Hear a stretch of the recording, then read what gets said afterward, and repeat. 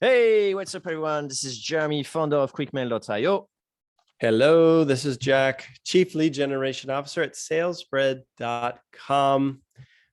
Welcome to a water cooler edition. I don't have water left. I got an empty cup. Hopefully that will do here. Right. It's kind of a bummer for Watercooler not to have anything to drink this time. I'm kind of disappointed. We should talk the plumber. No kidding. This dang vending machine's been out all week. No, we have a topic. We're not just going to talk about our beverages. Tell us, Jeremy, what is the topic du jour? I was cleaning up my desk this weekend, and I find out this little thingy which I say to Jack, which is basically a list of what John Carlton, who was on the show, actually, I don't recall exactly the episode number. Do you recall the episode number? Yeah, I'll interrupt you with it. Give me a second. All right, here. Fine. And basically, I was looking at this. This is basically a list of words that are supposedly punchy, like trigger an emotion. Like they call it like power words. So instead of saying, I don't know, something, you say urgent, explosive, crucial, exploit, take down. It's like there's a series, like this is a number of pages where there's like just a series of words. Yeah, right? He's episode 150, by the way. 150, that's the one. I knew it was a 50 something. There you go. Mm-hmm. Yeah. So okay, but do we know what the power words are? You've read a couple, but do we really is it clear to you, listener, what a power word is? Just as the listeners, is it clear to you guys? Yeah, I'm getting yes, a couple thumbs up. Someone in the back is confused. So, right. So think about this. John Carlton helps copywriters write better ads in a very simple way. Okay. So, besides being a legend in the space, he was Gary Halbert's road dog for many years, and that's who he mentored under. And he's considered to be the guy who wrote some of the best ads of all time in terms of direct response. So we do owe him a lot in that regard. But part of helping copywriters is he put out a resource that's like, look, here are some power words that you can use as a resource to pull from if you ever feel like your ad is flat. If you need a way to spice up, to grab the reader by the lapels, pull them into your screen and force them to read the next sentence, try sprinkling some of these power words in your messaging. And I think we're here to discuss if it's appropriate and how, if so, you might want to use these for cold email. But before that, even though it's a water cooler, we still have sponsors. That's right. Here we go. Today, most B2B companies lack the time and/or expertise to turn your cold prospects into warm sales qualified leads. So at salesbread.com, we bring you one lead or booked appointment per day by sending ultra personalized cold emails and LinkedIn messages.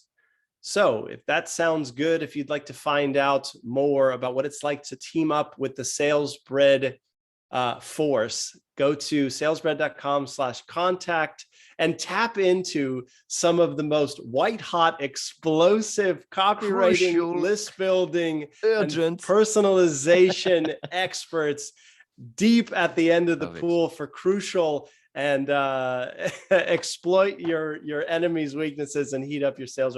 I'm throwing in some power words. I don't know if it worked. Jeremy, go.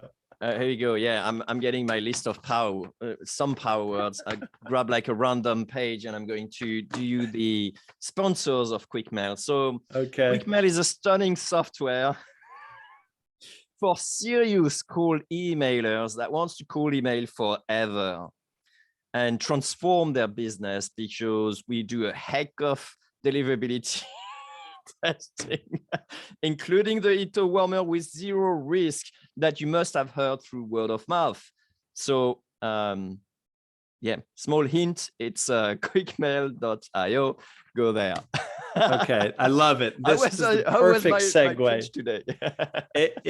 It was less good than it usually is.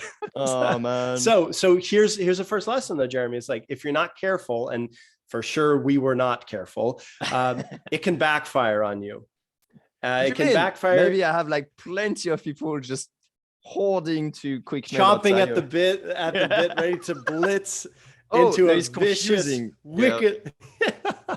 No, but it can come across as a bit aggressive. No. And in cold email in particular, we need to be mindful of that for two reasons. One, the way we build the list is not through paying for an ad that's being shown to 30,000 readers. It is not showing a video that somebody saw after clicking an ad that indicated they were interested in a product, right? We are hand selecting folks that may or may not need what we have to sell. Hopefully they need it, but at the end of the day, it's cold traffic, and we haven't begun to sell to them this aggressively. That's why a lot of the better cold emails that we've done teardowns with, they're not harsh. And some of these power words are straight up harsh. Right. And the second one, Jeremy, and I mean, work your way around this, but spam filters and spam keywords have to be discussed. Even John Carlton said it himself when he was on the show. When he writes an email, even to his subscribed list, he will not write the word business out of fear of spam keywords. He writes the word biz, B-I-Z. Now, which is probably now the one that exactly. is in spam. It's a little bit old school. I love the guy, but it's an old school way. But even he is aware of spam filter keywords not being a cold email master. So let's tackle both of those, because they're right up front with can and should you use them. Let's address the tone, I guess, first. Well, here's a small exercise I'd like to do with you. Maybe it's a couple of minutes if you indulge me. You okay? So Watercooler, right? Jeremy, you can do stand-up comedy for half an hour, and I'm okay with that. Let's do Everyone this. will leave. Yeah, I can, but the audience won't be there. Okay. So here's what I suggest. I pick one page at random, and I throw one or couple of words at you, and you try to make it part of a cold email and see if it sticks. Yeah. It works for you? All right. Okay. So I got wait. What are we selling? I don't know, sales bread or whatever. Or all right, or sales mail, bread. whatever you need. Sales bread. Let's go. I got the word pounce. You know, pouncing at something. Pounce. What would you do with it? One word at a time. Yeah. Like, where would you put it? CTA. Okay. Right. No, I got this. I love the way you pounce on. Yeah. No, so it's like this. Hey, Mr. Tiger. Pounce. Now, I'm gonna say something. It doesn't mean I like it, right? Okay. Let me be the judge of that. Okay. Look, here's the thing.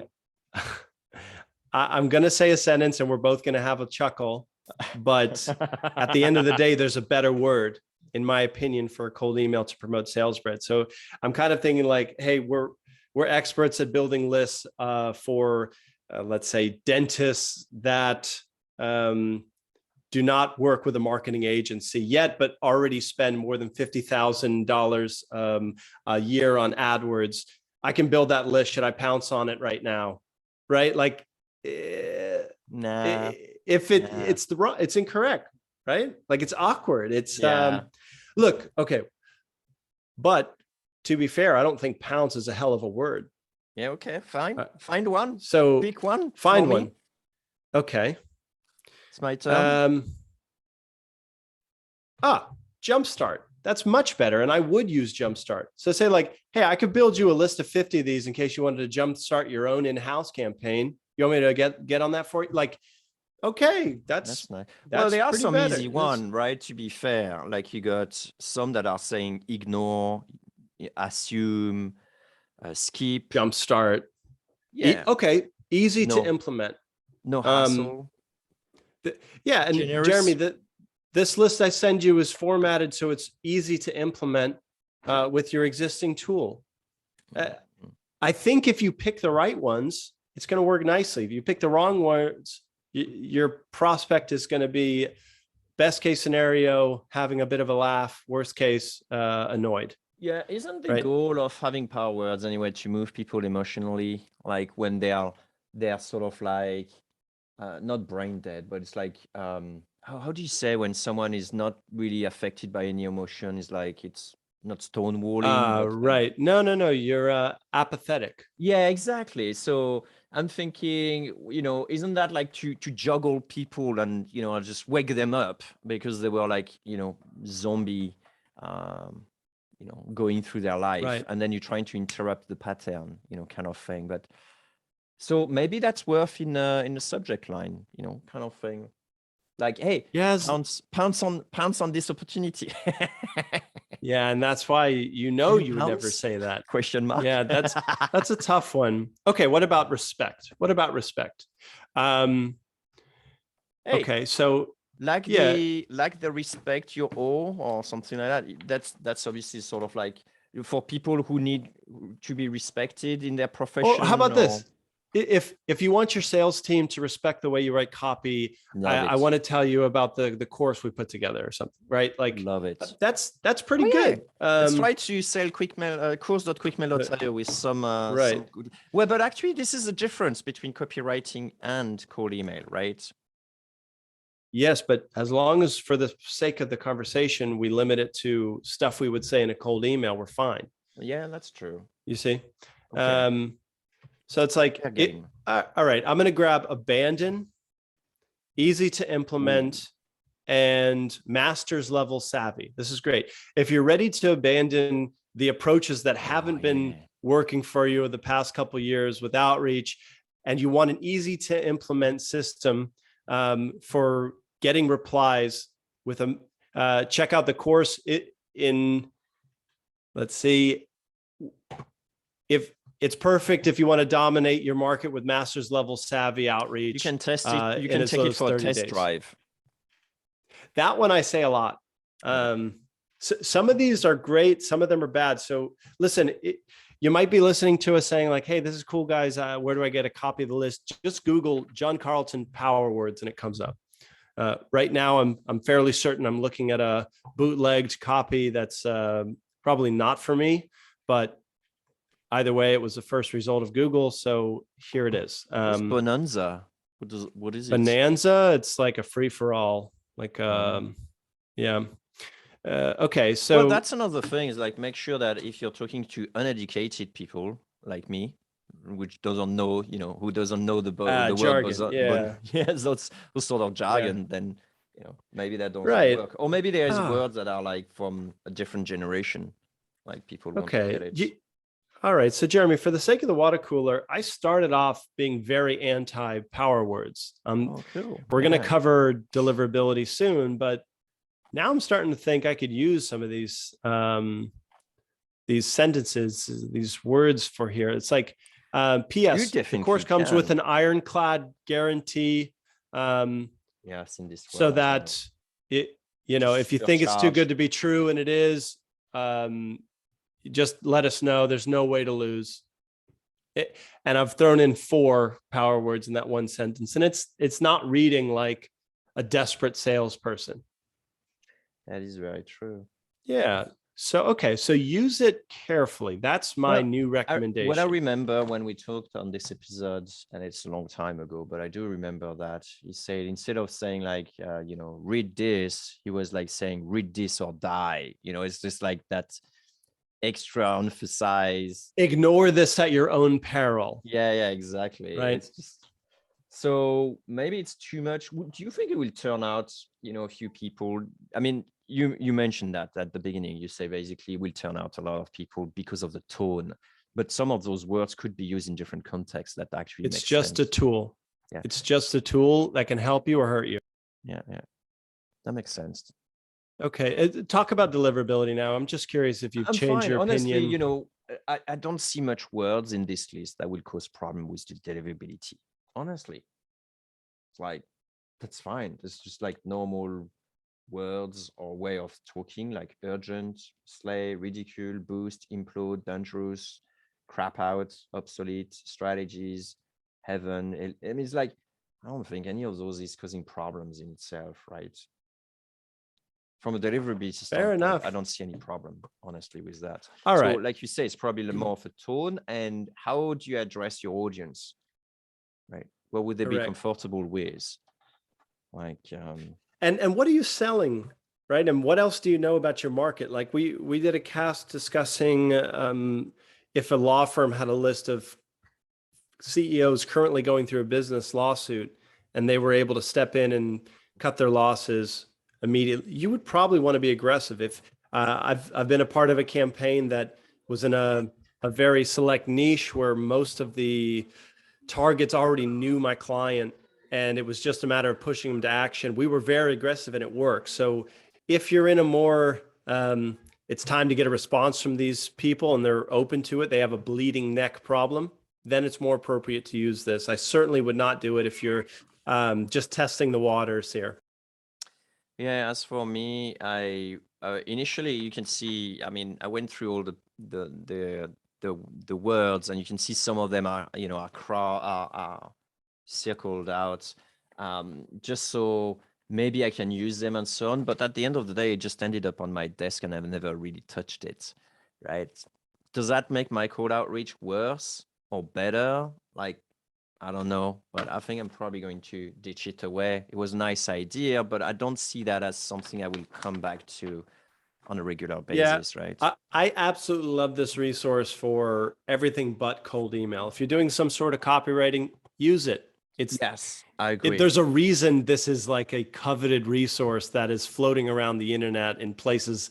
I'm sure when this came out, this was part of John's physical newsletter that you had to pay a couple grand for to get access to. And now it's been around the internet, and you'd be silly to not check it out if you're doing any other kind of copywriting. Now, with an asterisk, if you're very good at cold email, you can use this, if you're careful, to your advantage. Yeah, but here's the interesting thing is I totally agree, like 100%. If you look at an existing copywriting newsletter, oh, that's interesting. I didn't think of that. But if you look at a sales letter, for example, and you think like, okay, let's look at all those words and let's see if I can replace some of those words to something a bit more punchy, then you get it. But I don't think this is a process we're going when we're going through cold email that doesn't get replies or enough replies. We're looking more at the list. Did we create the right list? Were we clear on what the value proposition, on what's in it for them? Were we clear on the CTA? More than did we make that person not sleep at night so until they reply to your email? I don't think that's really the same sort of like. Maybe I'm wrong. And what that's do you think, why Jack, right? that's why I've said, be careful when you hire a copywriter to do your cold emails. Yeah. They may be terrible at writing cold emails. In fact, I was that copywriter in 2014, 13, I should say. I was paid to do this thing called cold email. And, you know, I was a very sought after direct response copywriter that was doing freelance gigs at the time. And this person's like, hey, we need a copywriter for our new ads. And I wrote them and they said, hey, this was amazing. Great. You know, they said, look, this outperformed. I want to see what you can do with cold email. First cold email campaign I did, I was like, well, no, I did like all this direct response, you know, power words, and it flopped. That's not the approach. Yeah. Makes sense. Well, I think I'm good on this. I think I'm probably going to, you know, leave it to rest outside of my desk. Do you want to add any other things or anything else that went through your mind? Okay. Good with that? Yeah, I would just point people, if you've made it this far, you're certainly our crowd. And if you are looking to take things to the next step, course.quickmail.io will, even though these power words may guide you a little off course, we do have the masterclass that you probably want to check out, even if you later decide it wasn't worth it. This has some real jaw-dropping power that, you know, you're going to want to scrutinize each each module. And look, shelter that income, because it's coming. Honest to God, a fraction of what you owe is going to change your life. That's right. You're going to bump into a higher bracket. So that's going to be your hidden assets, you know, in case you got serious problems. Don't underestimate this list. Oh man, John, I'm sorry. Anyway. don't whack us, John. We're butchering your words here, but thanks for a great water cooler, Jeremy. Yeah, thanks, Jack. It was great. Thanks for spending time with me next to my empty glass of water. And I think now it's time to get more water, right? Yeah, but we need to hydrate. All right, my friend. I'll catch you next week. Take care. Bye, Jack. Bye.